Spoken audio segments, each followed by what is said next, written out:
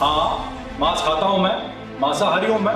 तो इंडिया का 70% आबादी मांस खाता है, तो क्या कहना है आपका? हम सब बुरे हैं? ऐसे थोड़ी होता है। चल।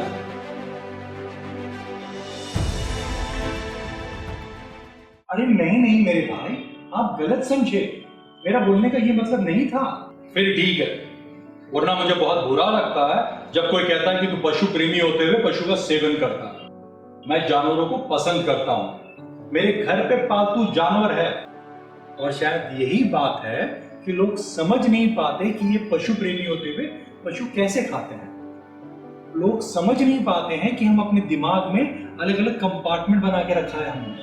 अलग अलग खाने हैं। जिस जानवर को हम खाते हैं वो एक कंपार्टमेंट में, जिस जानवर को हम पालते हैं वो अलग कंपार्टमेंट में। ये दोनों आपस में कभी मिलते नहीं है, इनमें लाइन है ही नहीं। मुझे बहुत अच्छा लगा कि आप कुत्ते बिल्ली से इतना प्यार करते हैं। और वैसे ये बहुत ही नॉर्मल बात है यार।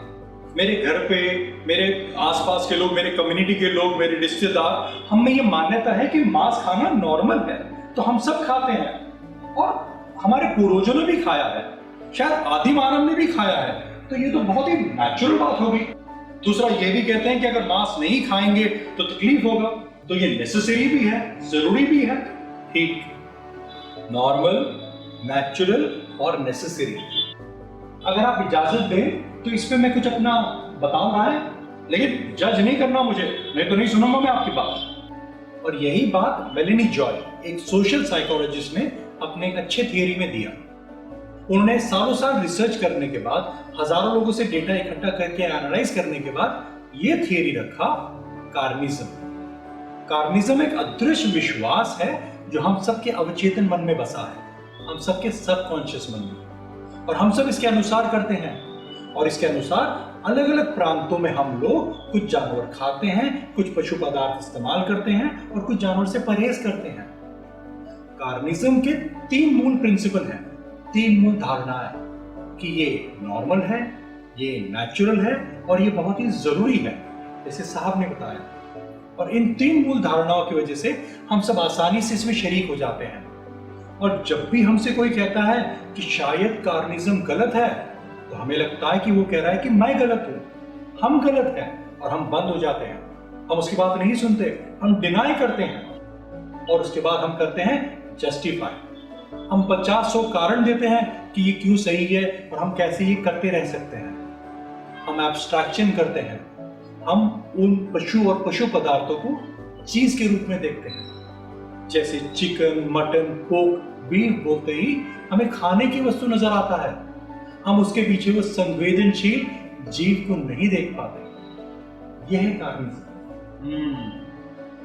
ये तो कुछ नई बात बताई तूने, सोचना पड़ेगा।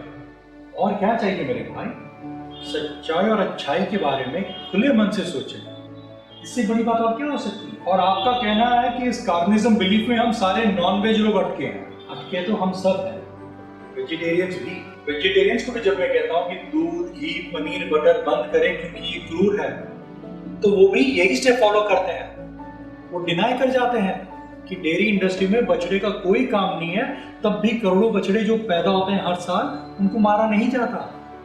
वो डिनाई कर जाते हैं कि गाय भैंस को 5 से 6 साल दूध के लिए लूटने के बाद कसाई खाने भेज दिया जाता है। डिनाई करते हैं। वो जस्टिफाई करते हैं कि दूध सेहत के लिए बहुत जरूरी है। वो जस्टिफाई करते हैं कि गाय भैंस को अगर कसाई खाने नहीं बेचेंगे तो वो खेत वेत में घूम के खेत खराब कर देंगे। वो जस्टिफाई करते हैं नहीं तो ये प्लास्टिक खा के यहाँ वहां बुरी मौत मरेंगे। वो एब्स्ट्रैक्ट कर देते हैं, वो देखते ही नहीं है वो करोड़ों लीटर दूध जो घी और पनीर और बटर में लगा हुआ है, वो एक माँ ने अपने बच्चे के लिए दिया है। वो पूरा जीव को देखते ही नहीं है, वो सिर्फ दूध को एक चीज की तरह देखते हैं। अच्छा, ये स्पीशीजिज्म, ये क्या वर्ड है? इस शब्द से भी मारा है मुझे कि तू बड़ा ही स्पीशीस्ट है। माफी चाहता हूं दोस्त। स्पीशीज्म यानी प्रजातिवाद। स्पीशीज्म भी कार्निज्म के साथ जुड़ा हुआ एक थियरी है। और प्रजातिवाद में इंसान ये कहता है कि मैं सर्वश्रेष्ठ हूं, सबसे ऊपर हूं, और बाकी जितने प्रजाति है वो इंसान ने अपनी सहूलियत, अपनी चाहत, अपने कंफर्ट के हिसाब से उनको हायरार्की में किया हुआ है। कुत्ते बिल्ली मेरे घर में रहते हैं, मैं उनके साथ खेलता हूं तो वो ऊपर है। वो जानवरों को मैं खाता हूं वो बेकार है, नीचे। कुछ जानवर मेरे हिसाब से गंदे हैं सो वो और भी नीचे। तो इंसान ने इस तरह से सारे जानवरों को हायरार्की में सेट किया हुआ और इंसान तय करता है कि कौन सा जानवर कहां पर है और उसका बर्ताव उनके प्रति वैसे हो जाता है। पर ये दुख की बात है क्योंकि ये सारे जीव संवेदनशील वाले हैं, ये फील करते हैं, महसूस करते हैं, इनको भी दर्द होता है और ये भी खुशी चाहते हैं। चलिए आइए इस पहलू को देखते हैं कि क्या हम इंसानों को उगाकर उनको मार के खा सकते हैं? नहीं नहीं, ऐसे थोड़ी कर सकते, ये तो गैर कानूनी है, अनैतिक है ये। ठीक, लेकिन हम तो हजारों करोड़ों जानवरों को हर साल उगा के मार के खाते हैं। वो शायद इसलिए कि जानवर और इंसान में बहुत फर्क है। बहुत बड़ा फर्क होता होगा। हाँ, चलिए पता करते हैं इंसानों में और जानवर में ये बड़ा फर्क क्या है। क्या लगता है आपको, क्या फर्क है?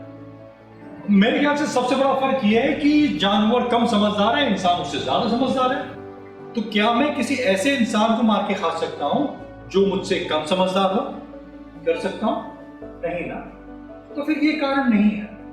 और क्या कारण हो सकता है? तो मेरे ख्याल से दूसरा कारण यह है कि जानवर जो एक दूसरे की चिंता नहीं करते, वो एक दूसरे को मार के खाते हैं खुद ही। तो क्या मैं ऐसे इंसान को मार के खा सकता हूं जिसमें विवेक कम है, समझ कम है, जैसे जो दिमाग से कम हो, या एक छोटा बच्चा जो मुझे हानि पहुंचा रहा है? खा सकता हूं? नहीं ना। फिर और क्या कारण होगा? मेरे ख्याल से एक और कारण ये होता होगा कि इंसान खुद जानवरों की परवाह नहीं करता, इंसान को सारे जानवर पसंद नहीं है। तो क्या मैं ऐसे इंसान को मार के खा सकता हूं जिसको मैं पसंद नहीं करता, जिसकी मैं परवाह नहीं करता? नहीं ना। तो फिर और क्या होगा कारण? मेरे ख्याल से जो सबसे बड़ा असली कारण है वो ये होगा कि इंसान फूड चेन में सबसे ऊपर है, हम ताकतवर हैं और इसलिए हम ऐसे सब कर सकते हैं। फूड चेन में सबसे ऊपर, माइट इज राइट। क्या हम ऐसे समाज में रहना चाहते हैं जहां पे ताकत के बेसिस पे सब कुछ किया जाए हमारे साथ? नहीं ना। तो फिर और आपसे सवाल है मेरा, अगर कोई अंतरिक्ष से आए, दूसरे ग्रह से, एलियन, तो वो तो हमसे ताकतवर रहेगा, हमसे बलवान है, वो फूड चेन में हमसे ऊपर है, वो हमसे ज्यादा समझदार भी है, उसे हमारी परवाह भी नहीं है, और वो तो ये कहेगा हम भी एक दूसरे को मार के खा रहे हैं। तो क्या वो हम इंसानों को हमारी खेती करके हमें मार के खा सकता है? आप कहेंगे नहीं, आप कहेंगे ये गलत है। बस हम इंसानों की यही एक फितरत है कि अगर हम अत्याचार कर रहे हैं तो हमारे मापदंड अलग है, अगर हम पे अत्याचार हो रहा है तो हमारे मापदंड अलग। हम सारे जानवरों को नहीं खाते, हम सारे पशु पदार्थ लेते भी नहीं हैं, हम दूध भी कुछ ही जानवरों का लेते हैं, सारों का नहीं। सच है, हम सारे जानवर या जानवर के पदार्थ नहीं खाते, कुछ ही खाते। हम सोचते भी नहीं हैं कि ये पशु और पशु पदार्थ कहां से आए, कैसे आए, इस पूरी प्रक्रिया के बारे में ना हमें ज्ञान है, ना ज्ञान। हम उस गंदे प्रोसेस को देखना नहीं चाहते, वो सब खाना कैसे आया उसके पीछे का क्रूरता नहीं जानना चाहते। हम उन्हें एक संवेदनशील प्राणी की तरह नहीं देखते, हम उन्हें वस्तु की तरह देखते हैं, हम उनके अस्तित्व से पूरी तरह से अनजान रहते हैं। सच बात है, हम चिकन को chicken leg piece, breast piece जैसा देखते हैं, मटन को हम सिर्फ रान, चाप, बिरयानी जैसा देखते हैं। हम बीफ के पीछे ये नहीं देखते कि गाय है, भैंस है, एक माँ है, एक बच्चा है, वो सब हम नहीं देखते, हम उनको सिर्फ वस्तु जैसा देखते हैं। और अगर मैं आपसे कहूं कि ये कुत्ता या बिल्ली बिरयानी है तो आप जीता जागता खेलता कुत्ता देखोगे, भौंकता हुआ, इसलिए आप कुत्ता कभी खा नहीं पाओगे। सच बात है। दुख की बात यह है मेरे दोस्त कि हम सब अच्छे इंसान होते हुए भी स्पीशीजिज्म, प्रजातिवाद, इन सब मान्यताओं में इतना दब गए हैं, इतना खो गए इसमें कि हम पूर्ण सत्य, हमारे आसपास क्या सच्चाई हो रही है, देख भी नहीं पा रहे। मेरी बस इतनी ही चाहत है कि हम अपनी सच्चाई, अपनी अच्छाई, अपने सच्चे मूल्यों को जानें और एक संवेदनशील जीवन जिए, पृथ्वी और पृथ्वी वासियों के लिए।